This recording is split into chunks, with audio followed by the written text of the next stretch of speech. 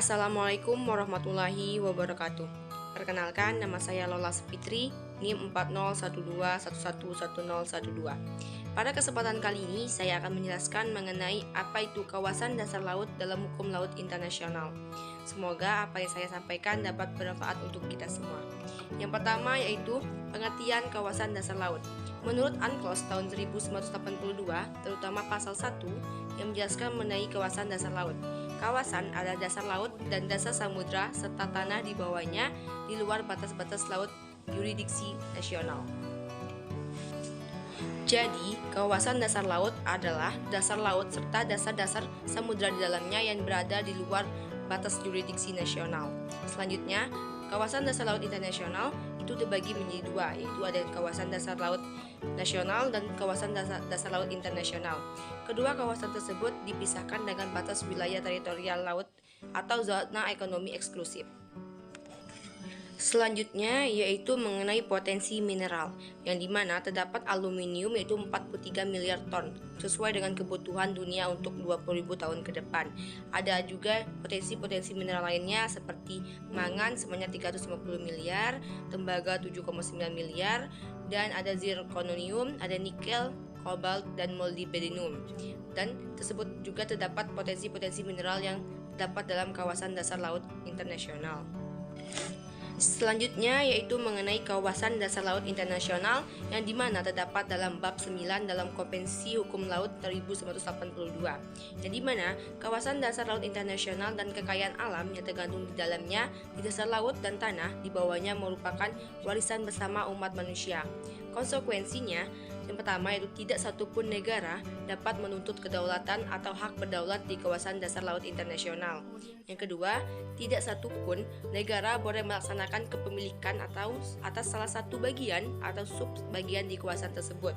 Dan yang terakhir, semua kegiatan di kawasan dasar laut internasional dilaksanakan untuk kepentingan umat manusia secara berdaulat.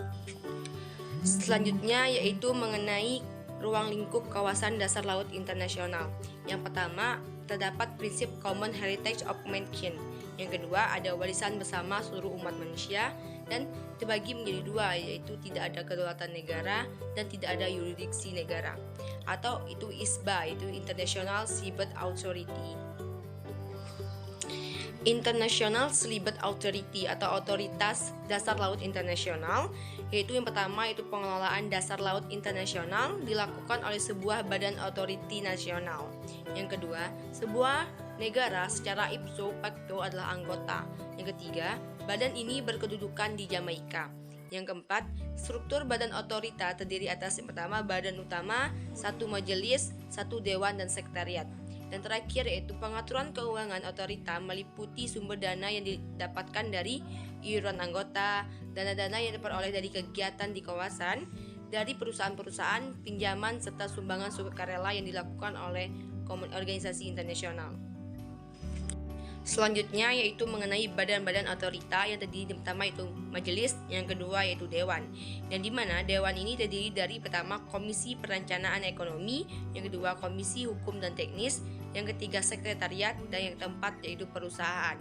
Selanjutnya saya akan menjelaskan mengenai apa itu prinsip Common Heritage of Mankind.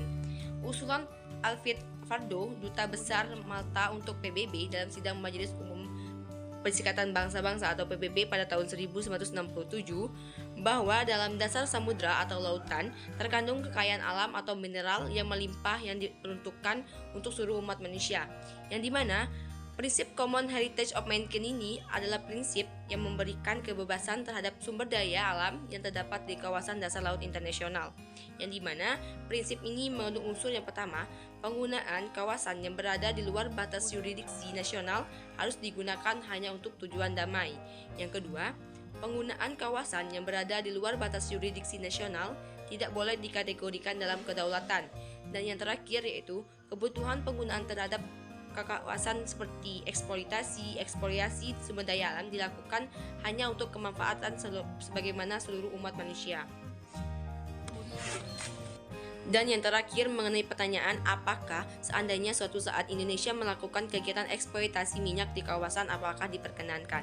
Berdasarkan UNCLOS pasal 56 yang menjelaskan mengenai setiap warga negara memiliki hak berdaulat untuk melakukan kegiatan keperluan eksplorasi dan eksploitasi, konservasi dan pengelolaan sumber kekayaan alam baik hayati maupun non-hayati dari perairan di atas dasar laut dan dari dasar laut dan tanah di bawahnya dan berkenaan dengan kegiatan lain untuk keperluan eksplorasi dan eksploitasi ekonomi zona tersebut seperti produksi energi dari air, arus, dan angin.